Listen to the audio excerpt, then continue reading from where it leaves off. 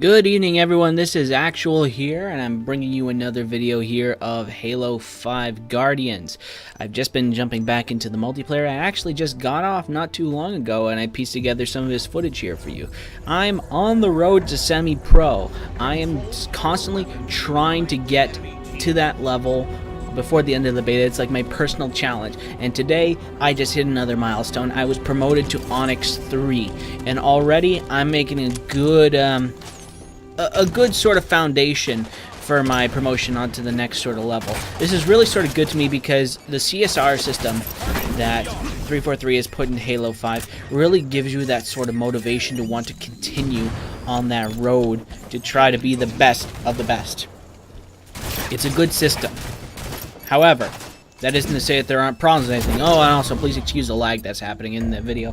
That was just something that's been occurring pretty often in my games. Like, you'll see some juddering and stuff like that. It wasn't a very good night for my network. I'm not sure why. But going back to what I was saying, tonight I really want to talk about the ranking system in a bit more detail. Now, the CSR system itself has roots in Halo 4, which is also, by extent, has its foundations in the traditional 1 to 50 Halo ranking system that we've seen ever since Halo 2. So, what 343 attempted to do in Halo 4 was to try to inject some of that old-style ranking system back into things, with mixed success. It really sort of worked, but people felt that it was too different, and naturally the Halo community likes to complain about pretty much anything if they feel that it's pretty much departed too much from the original formula, and thus they didn't like it so much. And it wasn't so much that the fact that they had it, it's the fact that they actually couldn't see any of it.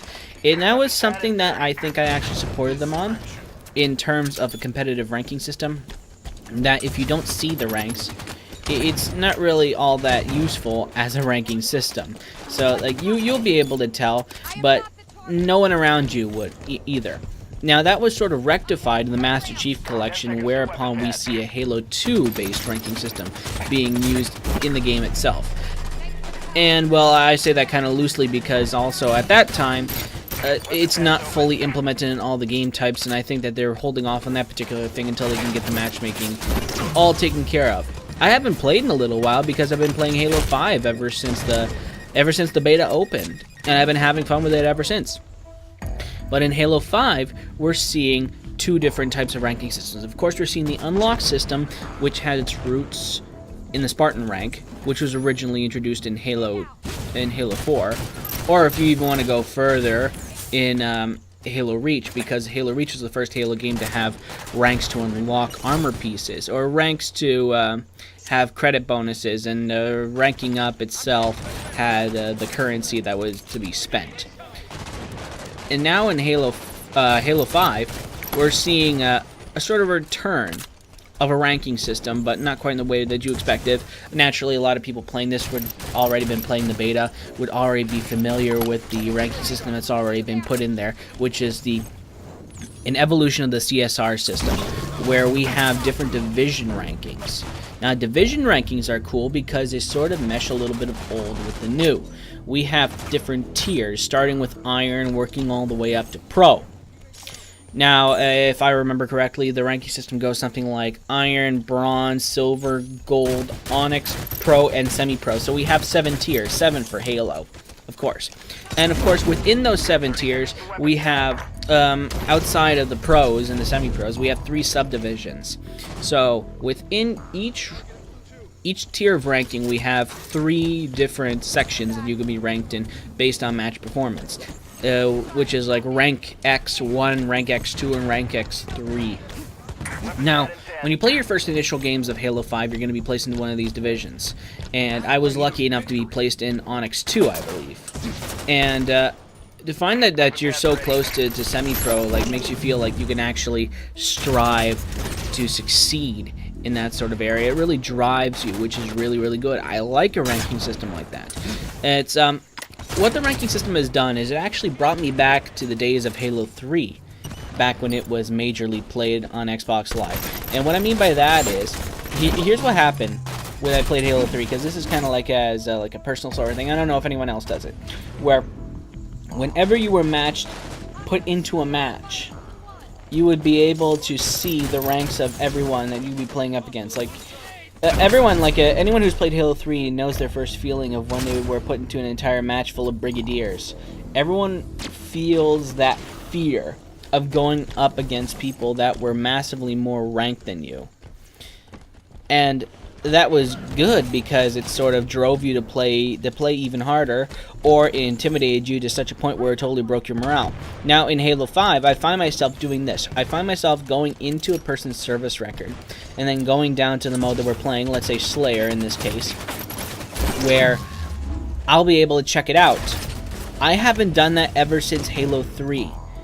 And that's really saying something, because Halo 3 is actually one of my most played Halo game, because when Halo 2 came out, I was still very young, and I didn't have any means to continue paying me for Xbox Live, and my parents were sure weren't going to do it, so I only played about 36 games, I think 36 games exactly, of original Halo 2 gameplay. But you know what, it was so fun to rank up and all that. And I'm glad to see that they're going back in this sort of direction for Halo 5, where you can sort of feel that intimidation when you're going up against an entire party of semi-pros, or when you see like a pro or something like that, you know he's badass because he earned his rank. It's like, I don't know if you can be placed directly into the pro ranking. I'm not too sure. I think it's possible, but I haven't heard of it before. But still, to know that you have to work your way up those rankings and sort of be the best, otherwise you get kicked out back down to Onyx. Like, that instills a little bit of fear in your heart, and it makes you want to play harder. That's a good ranking system. However, there are issues with this system I think need to be addressed, which I think need to be addressed, and soon. One of the most infuriating things about the Halo 5 beta, the most infuriating thing that almost made me slam my controller in rage against my desktop, almost, not quite, but we're getting there, is being matched with individuals whose ranks do not match the division, whose skills do not match the division that they are allegedly placed inside. Where you have people that are playing like bronzes that have somehow been awarded higher tiered gold. That does not mesh well with me, because that gives you the false impression that the person playing has greater skill than they actually have. If they don't, well, the system doesn't really work all that well, at least not yet. I understand this is a beta. I understand that there's still plenty of work that's going to be going into this. I understand that we're still a year away, roughly, like 11 months at this point, away from release. That's fine. I'm okay with that, because I know that there's going to be a lot of work put into this. This is a very polished game, especially given how much time it's going to take until it's done. It's already in a high playable state, where there's a fair amount of balance actually put into it.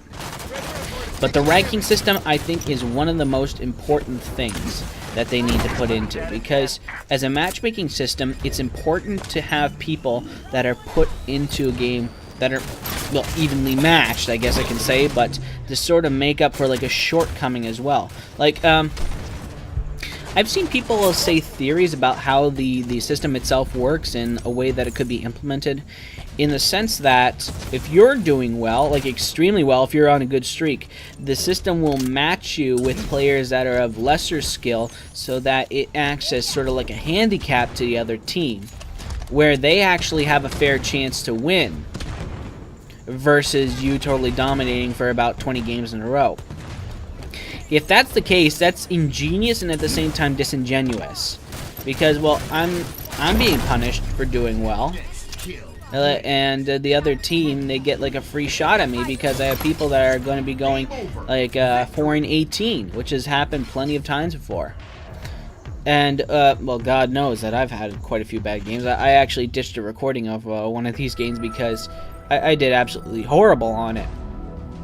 This match in particular wasn't exactly my finest, but I kept it in the recording for a reason, because this was an insanely close game down to the wire, and I want you to pay attention closer to the end of the match, especially with the timer and the score. This is Halo at its core right here. This playing right down to the wire, right at the very end of things, and I had lag. I had a disadvantage. I mean, if I was playing with my network free and clear, I probably would have done a lot better than what I did.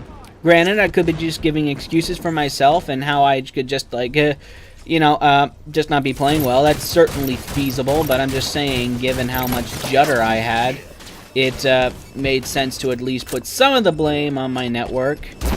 And, of course, I got tagged in the back, but that happens fairly often. Now,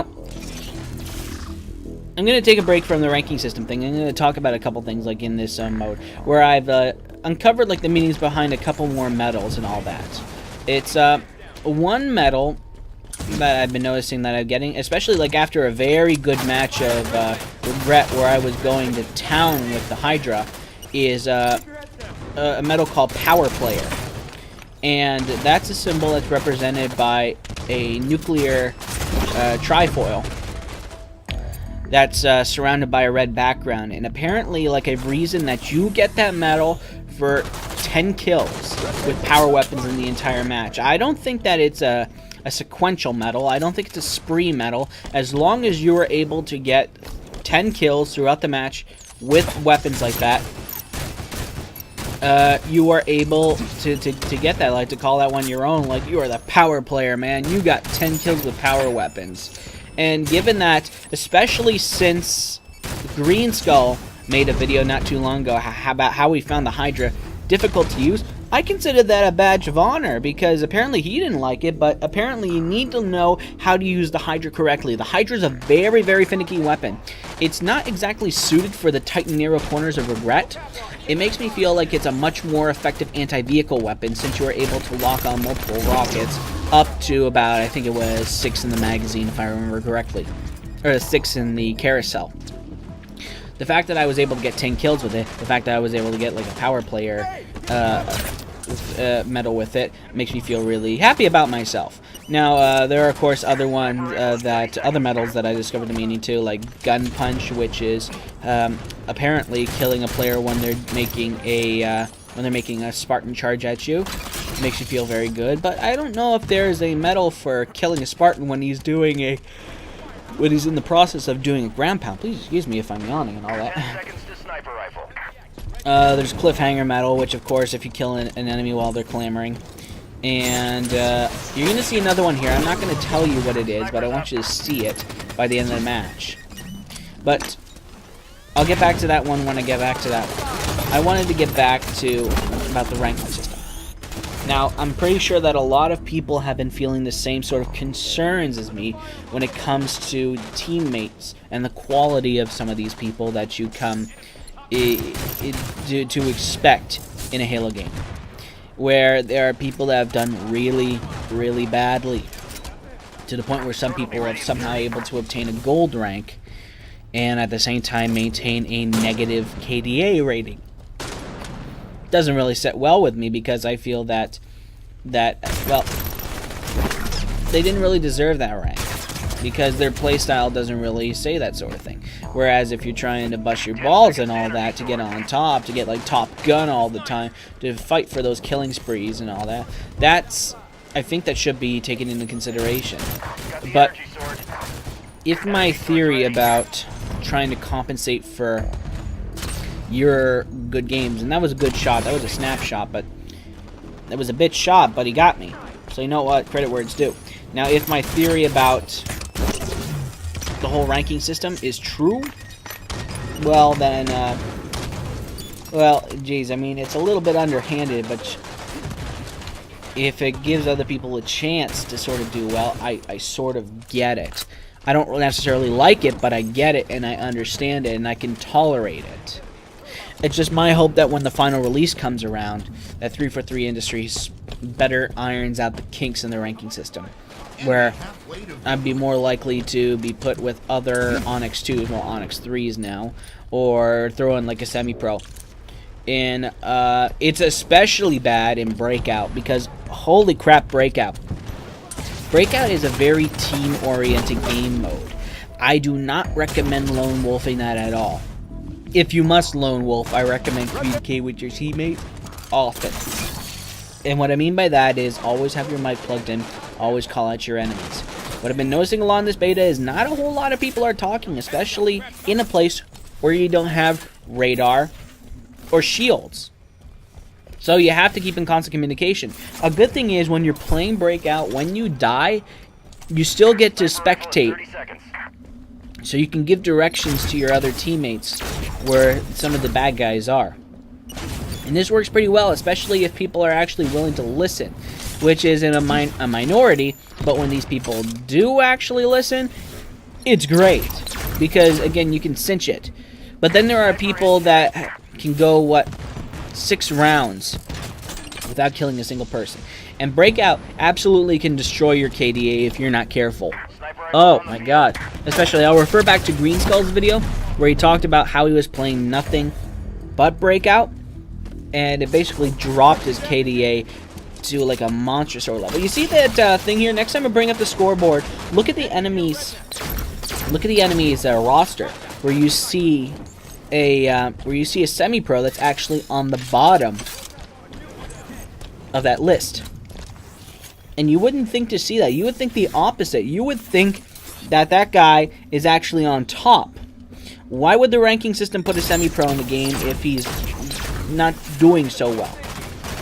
This could be because I think that the theory that I thought of is correct, but it also could just be because he's having like a bad rap, or maybe the game is putting him in a group that's sort of like a, I don't want to say, but kind of like a remedial session where you can kind of pick it up.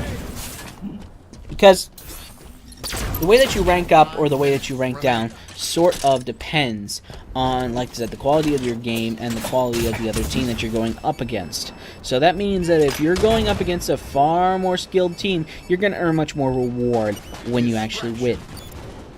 And if you lose, you're going to lose a lot more, because I remember winning games by a huge amount, a huge margin, and I only go up maybe 2 points, just like that, and that's it. And by that same token, I also go down like maybe 5 points at the most. So it's not bad, but it shows that the ranking system is a lot more complicated than people think that it is. It's not just simply based on wins and losses, not based on your KDA. There's a lot more to it than that. And Breakout, holy crap. Communicate. Communicate, talk.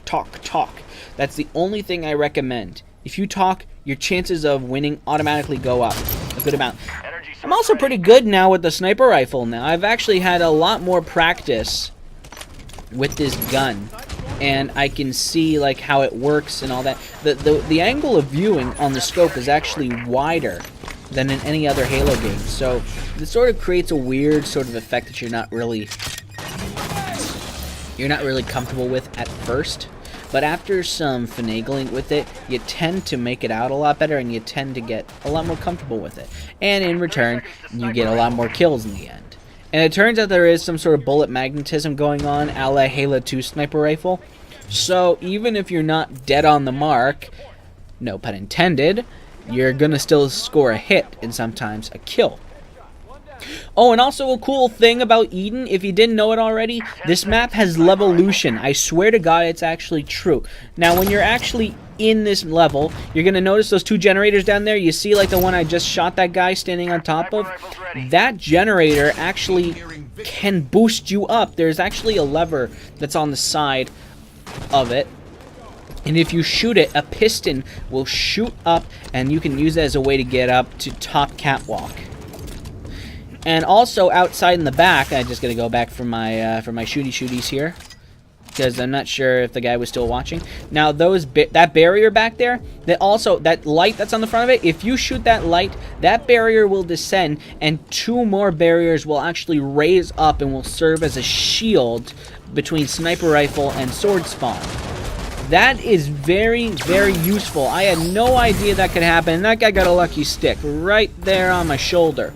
But yeah, that is insanely cool. I had no idea that that was actually a thing. And I don't think I figure it out until after I record it. I don't think I recorded any footage of me doing that. But really, really, really cool. Makes me wonder if we can have those sort of things. It's like in Halo 2 Anniversary, we've already seen that switches are a thing now, where it can raise and lower cover, which is really, really cool. but it seems like we're going to see then some more advanced capacity in Halo 5. It's like Halo 2 Anniversary was a taste of things yet to come. And that was really, really cool. I'm hoping to see more of that stuff as the beta goes on, because we still have a couple more maps to play. Pegasus and Orion, I think that those are the ones in next week. I think so. So, it's starting to come a little bit down to the wire now.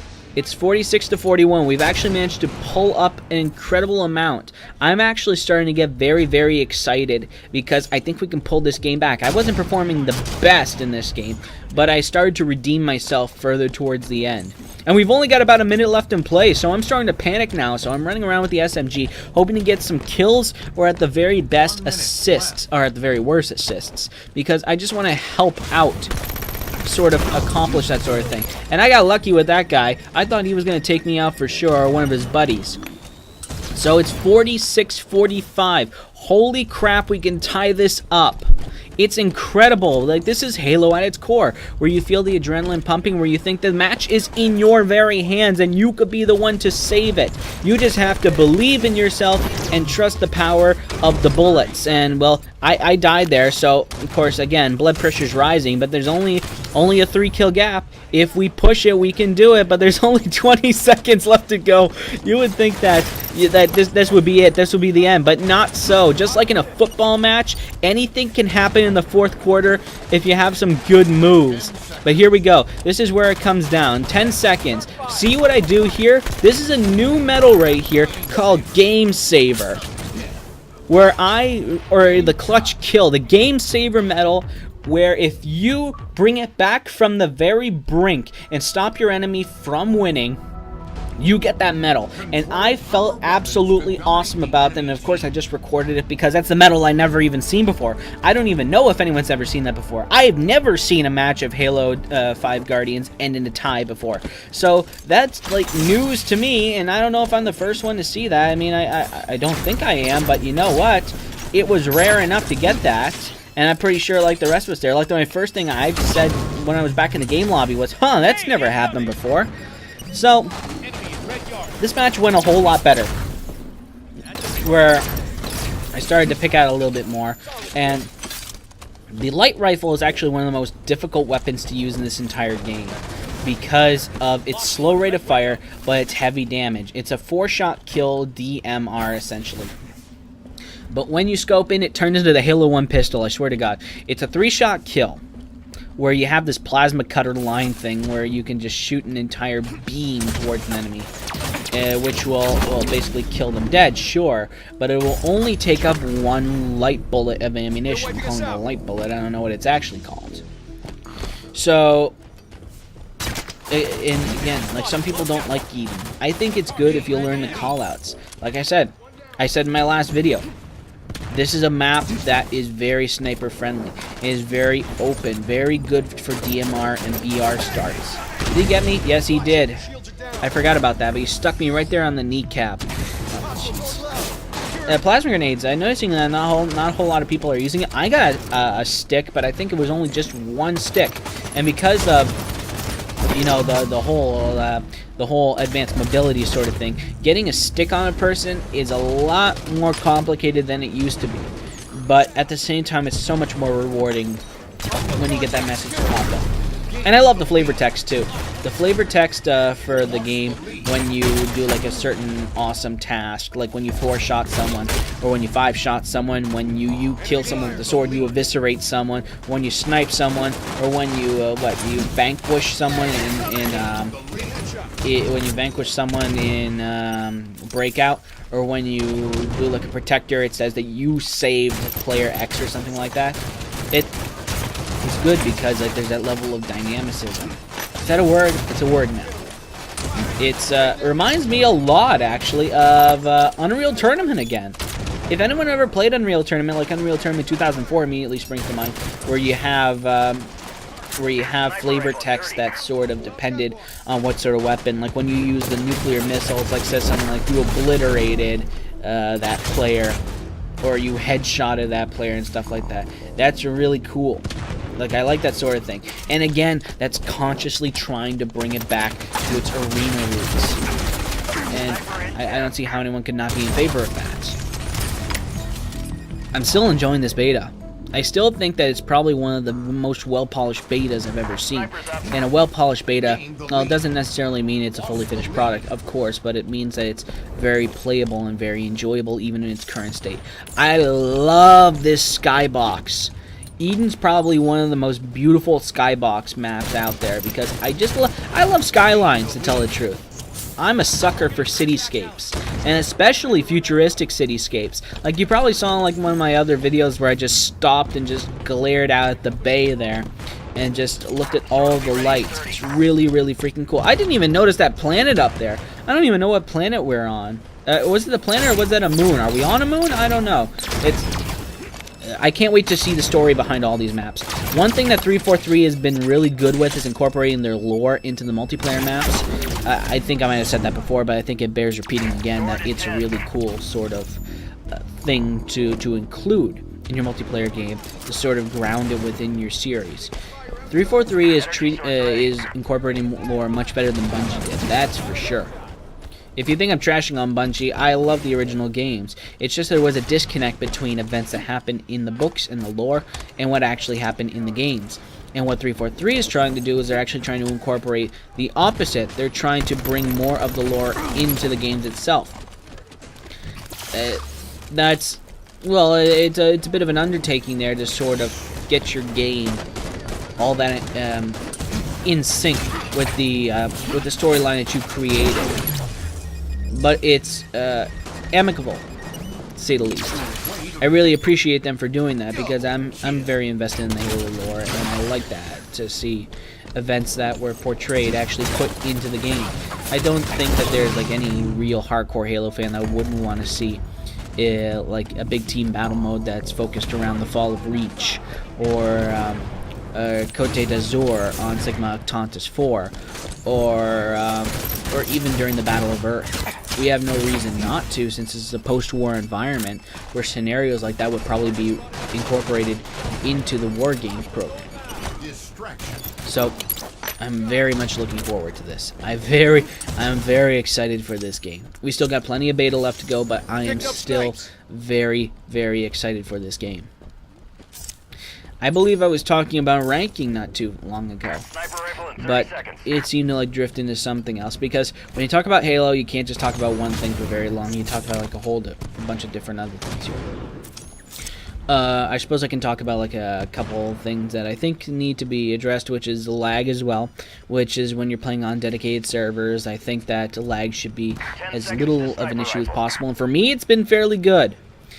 For me, mostly my shots have been registering, but if you saw like my beginning video, all that jittering that's been going around, it happens every now and again. I don't know if it's a periodic sort of thing. I don't know if it's sort of centered around my networking, depending on what time of the day, because the networking I have actually goes through another telecom company, and at certain times they prioritize their lines for other customers, which kind of shafts me because we sort of go through a third-party internet provider that goes through their lines. Well, at least I get online. You know what? For what it is, I get a pretty decent connection. I mean, I'm doing pretty good when it comes to hit detection and whatnot. I can't complain. I'm playing a game that I love. And, like I told the person that was playing here in Halo 5, can't play it like Call of Duty. Like he was talking about like how some of his teammates were rushing in and all that. And I told him after we kind of beat them senseless in that match, that you can't rush in. You can't play it like Call of Duty. This is Halo. 5 minutes. And well, he just told me he's not used to it. And you know what? Not all of us were at first. It took a whole lot of getting used to, especially like the guys in the preview program or us here in the beta. And the people who will inevitably pick it up when the game actually ships. And you know what? Good for them, because not being comfortable is with the controls or the fluidity and all that is the first step in mastering an entirely different sort of set of controls. Like this, one of the things with Halo I found is that for the most part I was able to go between all of them with a level of familiarity where I didn't have to spend a whole lot of time acclimating to the controls to be good at it. And the thing is, though, Watch this right here. Oh, shit, that was a good shot. I didn't think I was going to make that, by the way. But I got off track. Where I haven't spent a whole lot of time acclimating to the controls and all that, and I feel like that's a good thing and a bad thing in its own way. Because it's a good thing because all the games play similarly, which means that I can go between all of them and play very well. But the bad side of it is that there's really no change at all, and some people argue change is bad. But it's sort of just been the same thing over and over again. I just like it switching things up a little bit, keep it fresh. I like the lack of aim assist. It made me play differently and play for the better. I like the thruster pack because you can use it to both gain an advantage on your enemy and at the same time use it to traverse the map, because map traversal is a thing. Increase mobility. And it's not really like Call of Duty, because Call of Duty itself is very jarring in the way that it handles its traversal. Call of Duty's thruster pack, and it's gotten to such an issue that I'm going to have to post up more videos of multiplayer that I managed to save. It's become such an issue that I actually have to say it again, is that thruster pack itself is far more effective than Call of Duty's thruster pack. And you just saw right there where I just got promoted to Onyx III. I felt so damn awesome, because for days and days on end I've been busting my ass to try to get up to that ranking. And to finally get there, it like represents like a personal sort of milestone. Like, it's a personal promise to myself that I want to get to semi-pro. That I wanted to be like one of those people that you know, just put their heart and soul into the game, that it just like that little bit of reward. And I really wanted to be ranked among like some of the people that I admire on YouTube. Like people like Green Skull. It's just one of many great Halo players and all that. I mean, I doubt I'll ever hit pro, but I don't really expect to. I expect to be the best that I can possibly be, and I think the best that I can possibly be is getting to pro. Not pro, semi-pro. Don't set your sights too high. Take it one step at a time. And I hope I do a good job of it. Unlike in Call of Duty, you can't lone wolf. You have to communicate. And you have to use your abilities wisely. The thing that, going back to the thruster pack, because the thruster pack seems to be the focal point of the difference between Halo and Call of Duty, is that people don't really seem to understand that the games handle their traversal a lot more differently. And that, yeah, Call of Duty always had mantling and all that, but never incorporated with a jetpack before. It's where the abilities of the jetpack, because I played the campaign, I know the stuff that I should be getting. Where in Halo, we seem to have the stabilization that seems to be a staple feature in this game. It's not just like a one-off, because if I remember correctly, in Call of Duty, you only get to use that stabilization very, very few times. Probably as little as one in the campaign when you start in South Korea. Whereas in Halo, it's just built into your armor. It's a standard ability. And that's what all these things are. They're standard abilities. Everyone gets them. There are no different exo types. You just have your Spartan abilities. Everyone is able to run. Everyone is able to crouch. Everyone's able to slide. And I don't really know, like, the slide. I haven't really used the slide all that often. I guess it could be useful, I suppose, but I have better ways to close the distance. And I can use the world a lot better, so I don't think the slide is personally necessary. I don't think. Maybe some people can use it effectively. I can't. I haven't even gotten a ground pound kill yet. Maybe that's just because I wasn't brave enough to try. Maybe I was just most comfortable with that. Oh, before the video ends, I want to talk about like the difference between BR starts and AR starts. Now, I've been enjoying the BR starts and all that, but I don't know. There's a part of me that really likes the AR starts. And before you say that I'm not good with BRs, if you made it this far in the video, you're probably watching all the games and all that, which shows that I can use the precision weapons effectively. It's just with the AR start, you close that distance. Here, I can shoot an enemy all the way across the map, and everyone can do that. So, you have like your teammates that are stuck or that refuse to move from that one corner of the map, and just ping people. And yeah, you have people that are going in between and all that, but for the most part, you're sort of staying in your safe zones where you can just duck behind cover. Where I think the AR starts actually had one over on the BR starts is that it encouraged closer range gunplay. Where I think the AR starts in Halo 5 were the best embodiment of the Golden Triangle. And if you're not familiar, the Golden Triangle in Halo is essentially the usage and the combination of guns, melee, and grenades. I see myself using the guns with the BRs, I see myself using the grenades with the BRs. I'm not really seeing myself using melee with the BRs because the BR, the battle rifle, by its nature is a mid to long range weapon, where I don't need to get up close and personal. Whereas with the assault rifle, it's more a close to mid range weapon, where you need to get close enough to use it effectively, and at the same time you can use the melee. Seems to be the embodiment of the triangle. It's the best sort of weapon to preserve that sort of traditional Halo value.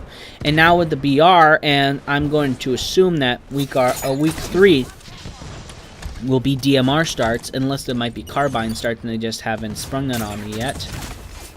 I don't know. Just my personal thought. The stigma against assault rifles needs to end. That argument may have had some merit back in the Halo 3 days when it pretty much had the strength of an office paperclip machine, like an automatic stapler.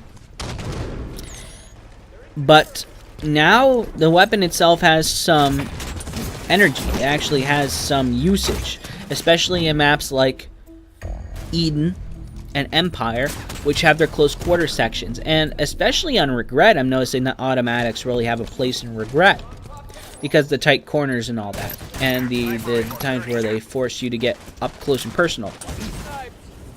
I kind of liked AR starts. There were plenty of battle rifles and plenty of DMRs all along the map that pretty much gave you the opportunity to do so. You could choose one if you wanted to. There were maybe 3 or 4 BRs and DMRs that spawned on Truth, and you could go not very far at all. At least I can think of 2 locations off the bat in Empire that had battle rifles where you could pick it up, and they spawned fairly quickly, so that wasn't a problem. But now those are gone, and now those are DMRs. We have returned back to the Halo 3 days, and I'm not sure that's very good, because again, what 343 is trying to do is they're trying to get people to utilize the sandbox, but there's actually some people, and I can't believe that they actually exist at this point in time, where they basically decry an entire class of gamers who decides to use one weapon over another. It's a scrub and the pro thing. And you know what? It pisses me the hell off. It's childish. It's absolutely childish to think that these sort of people exist and ridicule people for using a different weapon of choice. What the hell? See, look, I was just shooting that thing right there. That's what I was talking about earlier. Sorry, I have to break about it, but if you haven't seen it before, that's how you do it. You have to shoot the lights that are on the front of those blocks there. But there are people that make fun of and cats down other players that like to use the assault rifle over the battle rifle or DMR. So you have to get your head seriously checked if you think that using a different weapon makes you better than anybody else. It's just use what's effective. And you know what? I actually take pleasure in using the assault rifle and actually getting kills with it, specifically to embarrass people who feel that they have like a weapon elitism. It's in a video game, I might add. A video game.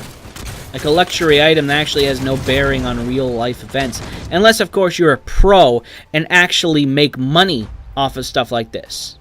You need to chill the hell out and realize that it's a game. And the fact that you are casting down someone, I guarantee you would never do that in real life. This is just a side effect of internet anonymity. And I'm not trying to be anonymous here. I'm trying to make my voice known. Hi, my name is Chris. I'm 22 years old. I'm a gamer. And these are my thoughts on the matter. Grow the hell up and just use whatever's effective. If I think an SMG is better suited to my situation, I'm going to use an SMG. If I think a battle rifle is more conducive to me getting a good KDA rating and helping my team out, that's what I'm going to use. If I think that DMR is best applicable in a long-range combat situation, you bet your ass I'm going to use that. It's not that big a deal. It's really not, especially since it was useful. If you want to say that in Halo 1, great, because the assault rifle wasn't good there. If you wanted to say that in Halo 3, great, because the assault rifle wasn't good there. If you want to use that in Halo Reach or in Halo 4, you might start to lose the ground a little bit. But in Halo 5, where we actually see people regularly using an assault rifle for mid-range combat, you need to shut the fuck up now, because we actually have some evidence of it being, you know, kind of useful in combat situations. But I've rambled on long enough. We are approaching the end of the video here, and I have talked for about 40 minutes about this sort of thing. I'm really looking forward to next week's starts, and I'm hoping that I can climb up the ranks a little bit more so I can get close to semi-pro. Currently in Onyx 3 right now, I'm calling it a night, and I just wanted to share my thoughts with you guys because, well, I'm not really big right now, but those of you who decide to click on the video, it means a lot to me, and hey, like and subscribe. I sound pompous and obnoxious, but you know what, if you enjoy it, I'll make more videos regardless. Anyways, have a great night, everyone, and those are my thoughts on the matter. Love Halo 5. I'll see you guys out there. This is Actual, and I am signing off. Hoorah, everyone.